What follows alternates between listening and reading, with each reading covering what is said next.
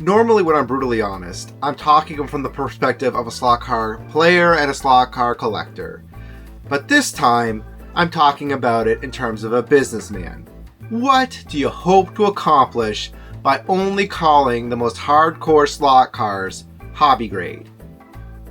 Not only do I plan on proving all these points wrong, but I also want to show why this is just so silly. In order to expand the hobby, we have to do this crazy thing called sell slot cars. Constantly calling the most widely distributed tracks of slot cars like Carrera and Scalextric toy grade is not going to help do that. Now, first off, the term hobby grade, it's really just us trying to sell things to adults. It's the signal to an adult like, oh no, the Carrera Go scale, that is toy grade. And then the Carrera Evolution above is hobby grade. Pretty simple to understand, which is what new people need when they're getting into the hobby. Think of it like collection action figures in terms of like the toy market. People seem to think that hobby scale is meaning for like performance, and it never was. It's honestly just there to help classify what should an adult buy, what a kid should buy. Like that's what we mean by that. We don't mean anything else by that. Now, I'm sure that there are wealthy adults buying collector grade stuff for their kids without even thinking about it. But for most of us, let's be honest, you're going to factor in price when you're buying a toy. So all 1/32 and above scale cars are hobby grade cars. I'm sure Carrera and Scalextric would like this to not be the case. They'd like to be tapping that kid market with the larger scales. That just isn't happening, and I think everybody in the slot car world needs to accept the fact that 1/32 and 1/24 is always going to be primarily for adults. People don't even have a clear definition of what hobby grade is. Is it speed? Is it price? Is it the details on the car? Carrera really messes with people in this category too, because I feel like it's used unfairly as the baseline for 1/32 in a lot of these definitions, and I'm just here to explain to you how it's overhyped in some areas and underhyped in others.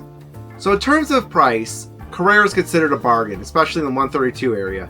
You can get a Carrera Evolution car for $60.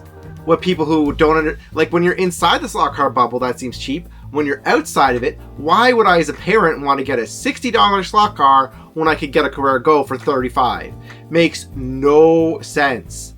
Like, guys, the $60 price tag is not at all in the toy grade range of things.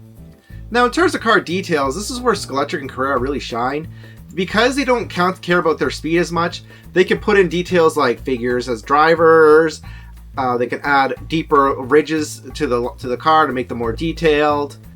There's a reason why some people have these as shelf queens.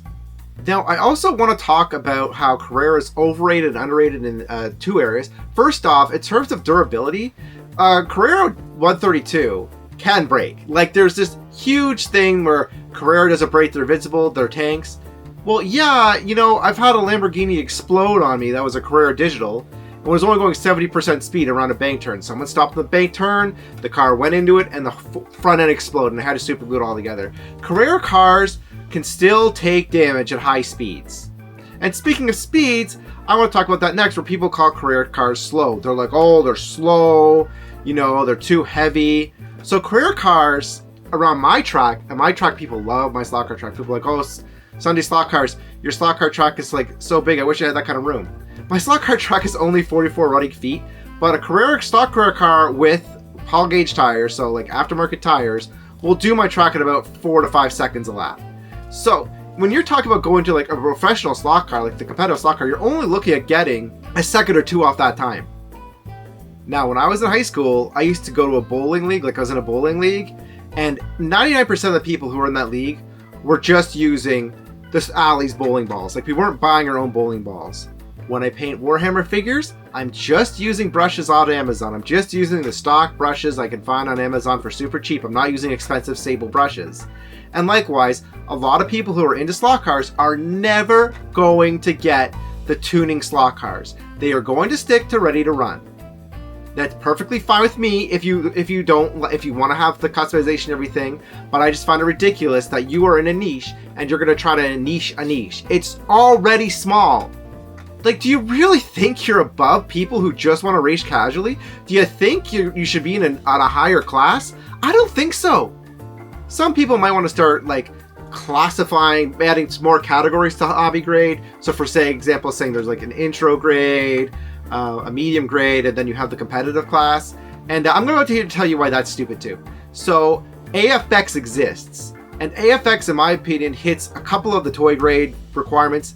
Like, it is expensive, but the slot cars go super fast. They go like competitively fast. And I know there's going to be some HO guys like, well, I can go faster than Mega G Plus with this company or this company. Look, in terms of a consumer grade model, AFX is very, very fast. I moved away from AFX because of how fast that chassis goes. So don't kid yourself. Like, they'll do a lap. They'll probably do a couple laps on AFX track in just a second. Like, for real. They go that fast.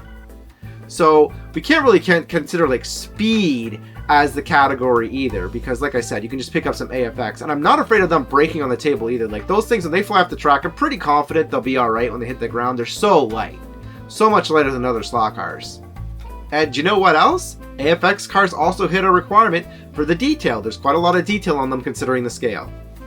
I know most of you guys were not trying to do this on purpose or be malicious.